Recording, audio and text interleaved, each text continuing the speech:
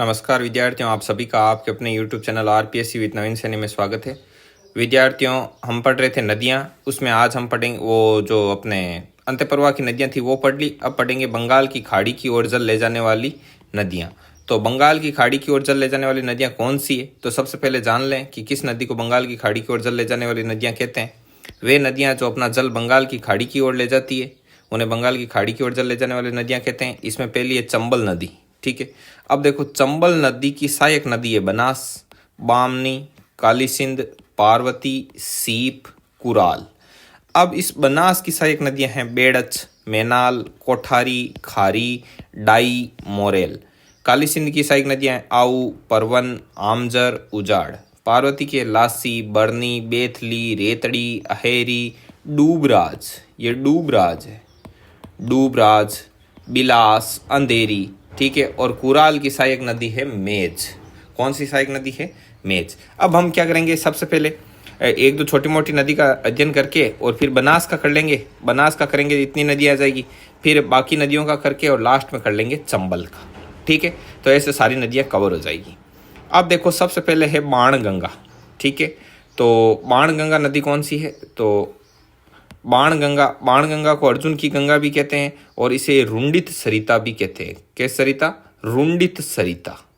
अब देखिए आगे, ये कहाँ से निकलती है, कैसे जाती है? वो बैराट की पहाड़ियाँ, बैराट की पहाड़ियों से तो होता है इसका उद्गम। ठीक है, और बैराट की पहाड़ियाँ जयपुर से उद्गम होता है, फिर ये दौसा जाती है और दौसा से भरतपुर। अब देखो भरतपुर में एक ये गंभीरी नदी आती है। कौन सी नदी आती है? गंभीरी नदी। तो अब ये गंभीरी नदी है, तो इस गंभीरी नदी और ये भरतपुर में यहाँ पर बना हुआ है अजान बांध। ठीक है, तो ये दोनों आकर यहाँ पर मिलती है, यहाँ गंभीर नदी और ये आपके बाणगंगा ये आती है यहाँ पर अजान बांध में आता है इनका पानी। और अजान बांध है वो अजान बांध केवलादेव घना पक्षी वीआर को क्या करता है? जल की आपूर्ति करता है। ठीक है, और भरतपुर में ये यहाँ पर आगे यमुना में क्या हो जाती है? मिल जाती है। भरतपुर से आगे निकल के और यमुना में मिल जाती है। ठीक है, तो ऐसे है। बैराट सभ्यता जयपुर में बाणगंगा नदी के किनारे ही विकसित हुई थी। बाणगंगा की लंबाई है वो 240 किलोमीटर है और अजान बांध है वो बाणगंगा नदी और ये गंभीरी नदी इन पर बना हुआ है भरतपुर में। ठीक है, अब आगे है बनास नदी। तो बनास नदी के बारे में पढ़ेंगे। अब ये देखो बनास नदी कहाँ से निकलती है, कैसे है, कौन सी सहायक नदियां हैं, इसके बारे में हम करते हैं अध्ययन। देखो बनास नदी को एक तो वन की आशा कहते हैं। ये खमनोर की पहाड़ियां राजसमंद से निकलती है। ठीक है, और अब इसकी सहायक नदियों के बारे में पहले देख लेते हैं कौन सी कहाँ कैसे, फिर इसको टच कर देंगे। देखो ये राजसमंद से निकलकर चित्तौड़ जाती है, चित्तौड़ से भीलवाड़ा, भीलवाड़ा से अजमेर, अजमेर से टोंक और टोंक से सवाई माधोपुर और सवाई माधोपुर में से आगे यहाँ पर रामेश्वरम में ये चंबल में मिल जाती। यह तो है इसका रूट। अब कौन कौन सी नदी कहाँ कहाँ किस किस प्रकार से टच करती। सबसे पहले बात करते हैं बेड़च की। तो बेड़च का जो उद्गम है वो यहाँ पर गोगुंदा की पहाड़ियों से होता है। ठीक है, और गोगुंदा की पहाड़ियों से होता है और यहाँ से बेड़च नदी निकलती है। बेड़च नदी आगे जाकर उदयपुर में यहाँ पर बनी हुई है उदय सागर झील, यहाँ पर मिल जाती। तो उदय सागर झील से पहले इस नदी का नाम रहता है आयड़ नदी। क्या नाम रहता है? आयड़ नदी। और उदय सागर झील से आगे इसका नाम रहता है ये आपके बेड़च नदी। पहले आयड़ नदी और फिर क्या होता है? बेड़च नदी। और इस बेड़च का ही प्रारंभिक नाम क्या था? आयड़ या आहड़ नदी।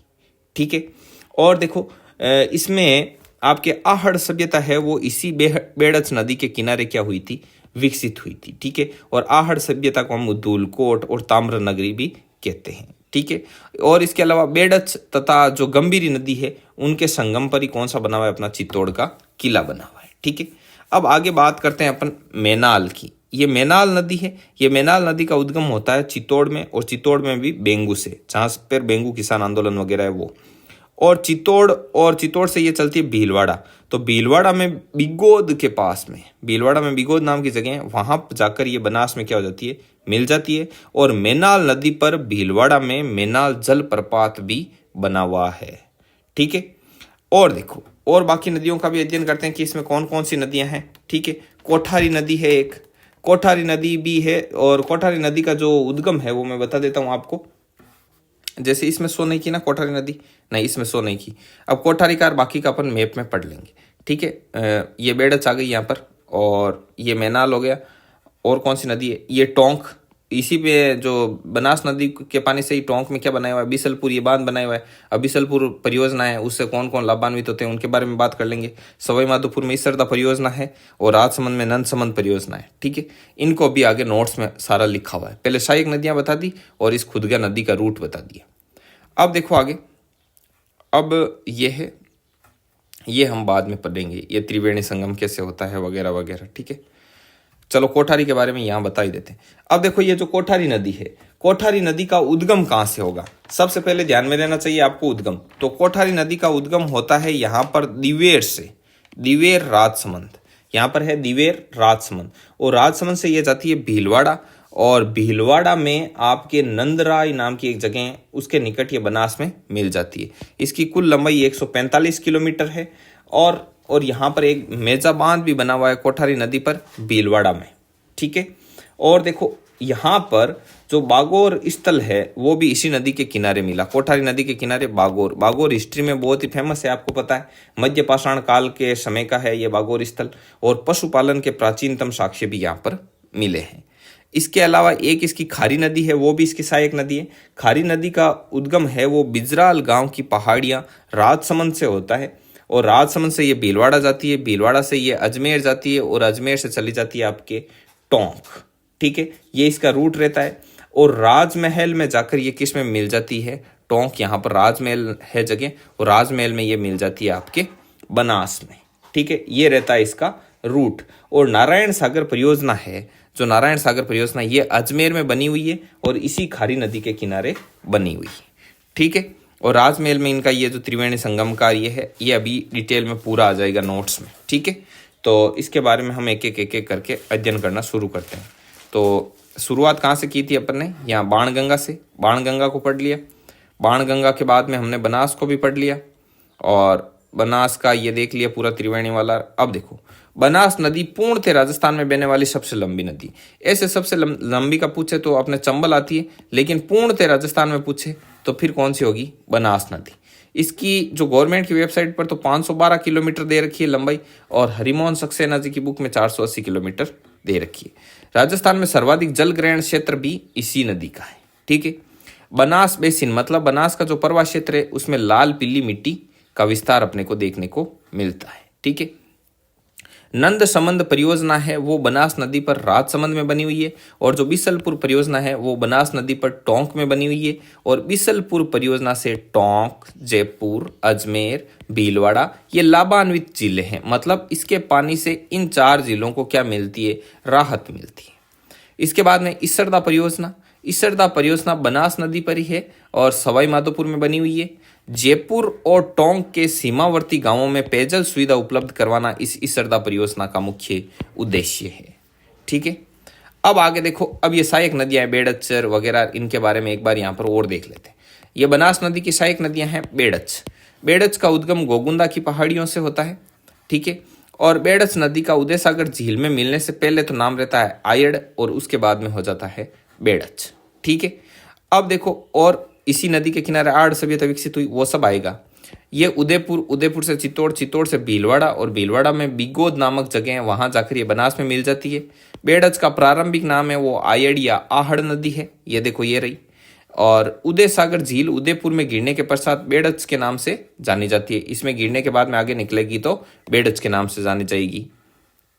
आहड़ सभ्यता बेड़च नदी के किनारे विकसित हुई, और इसी आहड़ सभ्यता को हम धूलकोट या ताम्र नगरी कहते हैं।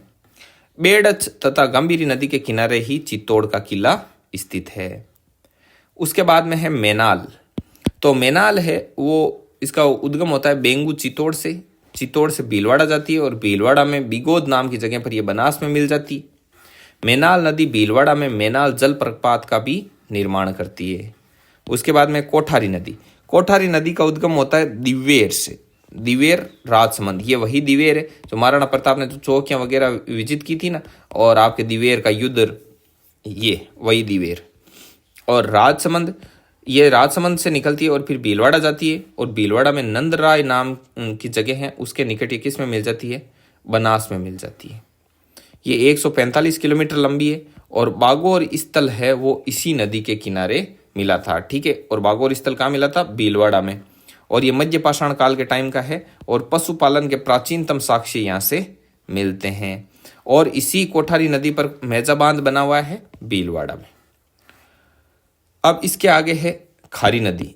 तो खारी नदी का उद्गम होता है बिजराल गांव की पहाड़ियां राजसमंद से, और राजसमंद से ये भीलवाड़ा जाती है, भीलवाड़ा से अजमेर, अजमेर से टोंक, और टोंक में राजमहल नाम की जगह पर ये बनास में मिल जाती है।